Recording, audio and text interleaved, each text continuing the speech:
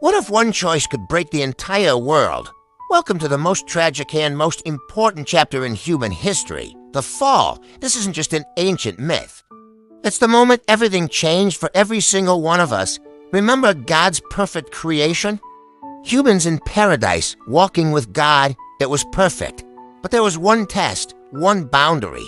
Don't eat from the tree of the knowledge of good and evil. This wasn't to restrict them, it was to define their relationship with God. It was a choice between trust and wanting to be in charge themselves. Then the serpent shows up the Bible's first spin doctor. And you have to see his tactics, because they're still used today. First, he twists God's words asking, did God really say you can't eat from any tree in the garden? He makes God sound unreasonable then. He flat out contradicts God, saying, you won't die. Finally, he sells rebellion as some kind of secret enlightenment, promising. You'll be like, God, it was the first lie in history. You've looked at the fruit. It offered 3 temptations we still face every single day. It looked good for food and as physical desire. It was pleasant to the eyes, that's visual attraction. And it was desirable for gaining wisdom, that's the pride of thinking we know better than God. She took it, she ate, she gave some to Adam, and in that moment, everything shattered. The immediate consequence? Shame. For the first time ever, they felt exposed and hid from each other and from God. That perfect, intimate connection was broken.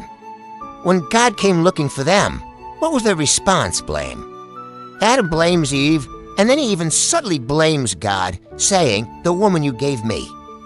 Eve then blames the serpent. The perfect relationship they had becomes a messy blame game. So God pronounces the consequences not just as punishment, but as the natural results of a broken relationship. The serpent is humbled. For the woman, pain enters the picture. For the man, work becomes difficult toil. And the ultimate consequence? Death enters the story. This is the real cost of rebellion. The final tragedy is exile. They are removed from the garden, away from the tree of life. But even here, in this heartbreaking moment, there's a hint of grace. God himself makes them close, protecting them. He also prevents them from eating from the tree of life and living forever in this broken, sinful state. The story isn't just about failure. It's packed with life-changing lessons. First, our actions have consequences that ripple through time. Second, God's boundaries aren't restrictions, they're for our protection. Third, the enemy is a liar who uses the same old tricks. Fourth, sin has serious consequences because God's holiness and rebellion simply cannot coexist. And finally, through it all, God's love pursues us even when we run away. We replay this story every day. That little voice, saying, did God really say? Shows up in our lives as just this once, or everyone's doing it, or I know what's best for me. The pattern is always the same.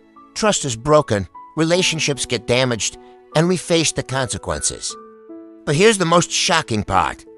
Even in the middle of this judgment, God gives the very first promise of a Savior, one who would come and crush the serpent's head. The fall explains why our world is so broken, but it also sets the stage for the greatest rescue mission in history. So it's your turn to think. Where do you see these garden moments in your own life? Which voice are you listening to, the one that tempts you to doubt? Or the one that invites you to trust?